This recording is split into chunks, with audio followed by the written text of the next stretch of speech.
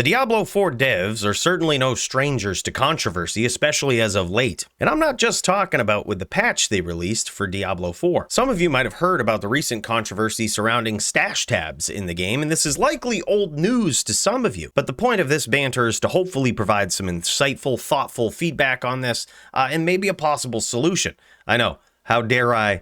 The internet needs to stay devoid of all logic and contain only complete nonsense. But I feel like this issue needs a little bit of context. What the hell are we talking about? Well, let's check it out. If you go over on Reddit here, this is where all of the stink was made about this post that actually originally happened on Twitter. A user by the name of Espen says, "Great to see you guys taking a look at what the community said, taking it to heart." He's talking about the campfire chat that the devs had last Friday. He then says, "But why are we only getting one extra stash tab? What is the problem to add a load of them, or even unlimited? Also, with the malignant hearts added, that is yet another item to stack up on." Joseph Pipiora goes on to provide a very interesting explanation as to why this is the case. He says, "When we say they are expensive, what we mean is that they create a lot of memory overhead. When you see another player in game, you load them and their entire stash filled with all of their items. This is what teams are working diligently to improve so that we can have more ASAP." Joseph's response sparked a ton of controversy, a ton of debate, a ton of conversation in the Diablo IV community. Much of it was criticism on how the game was designed, and I think that's probably pretty fair criticism, to be honest. We can look at other Blizzard titles to get an idea of quite possibly what the point of doing this might have been. The reason that they might have done this is very likely an anti-cheat approach.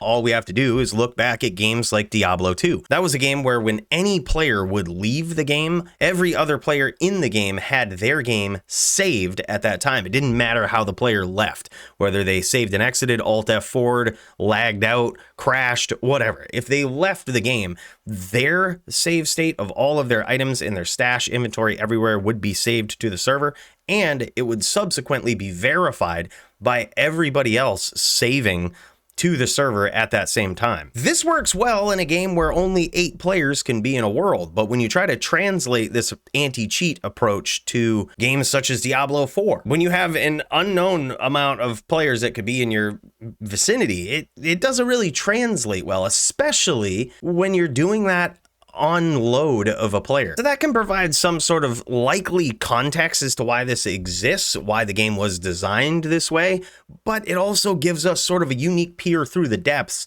to see sort of some ideas that might not have been developed fully in Diablo IV. For example, right now we have almost completely restricted trade. There is trading in the game, but it's very, very limited to rare items that have not been upgraded or messed with in any way. In our example of Diablo II, all items just about are tradable in the character trade screen. So in a game like that, it really made a lot of sense to verify, have multiple players verify other people's inventory when they left the game. Why? Because there was a big incentive to duplicate items. There was a big incentive to sell items outside of the game. They held value outside of the game itself through sites like JSP, through item selling websites on Diablo. So in a game like that, this approach makes sense. But in Diablo IV, things are a lot different, right? We have very restricted trading, as I mentioned, but also the itemization is completely different. Also, with the current itemization, Blizzard is allegedly, I cannot verify or confirm this, but this is a big thing going around the internet. Apparently,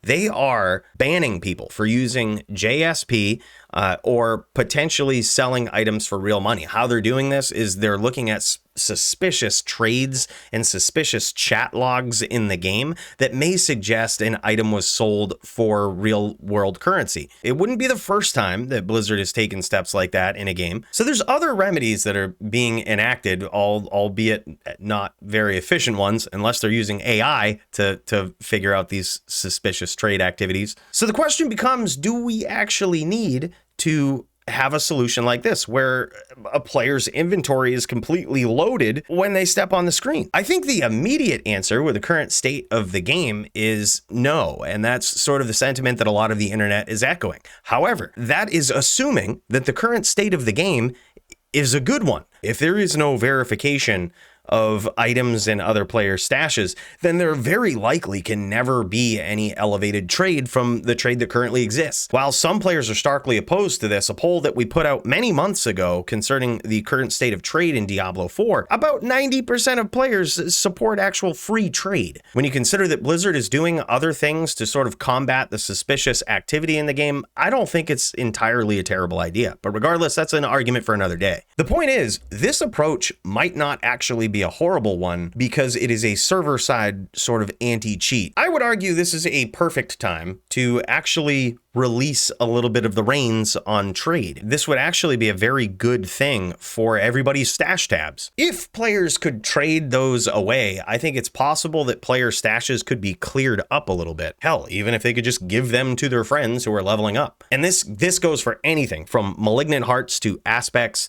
to legendaries to, yes, even uniques. There seems to be this odd dichotomy of how this game is designed, and this post just sort of points that out. While the trading in the game is extremely restricted, there still exists items and aspects and a ton of different things in the game that are extremely rare, way more rare than they should be. One that might immediately come to mind is the Uber Uniques. These things are practically meaningless. When they talked about these new Uber Uniques in the patch notes that they just put out, a lot of players didn't really give a shit because they will never see them. There's a 1 in 5 billion chance that they will ever find one. So these items might as well not exist in the game. But how different would that be if there was some efficient and secure way to trade them in game? But the point here is that it was very clear that early on, the devs wanted sort of the best of both worlds here, and having these two cakes, so to speak,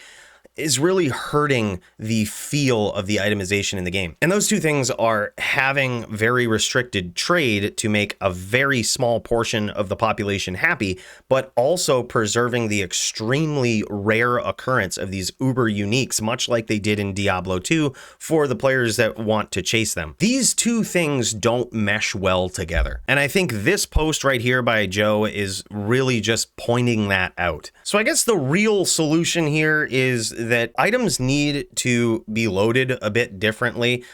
When you're talking about a game that doesn't really incentivize players to find teams or to interact in any way, but it's also sort of some pseudo MMO style game, these two ideologies don't seem very well thought out. And the real solution here may actually just be to open up the game a little bit more for players, allow them to find parties, find players to play the game with, open up trading. That is a very good way to incentivize players to find friends, but also to make the loading of items a bit simpler. Perhaps even just loading what players have in their immediate inventory when they come on the screen. It isn't like those items are providing any incentive when a player is, say, in the fields of hatred or actually out in the fields combating monsters. But there's certainly some things that aren't directly related to this that could be done in the immediate future, probably wouldn't be that difficult to implement, and could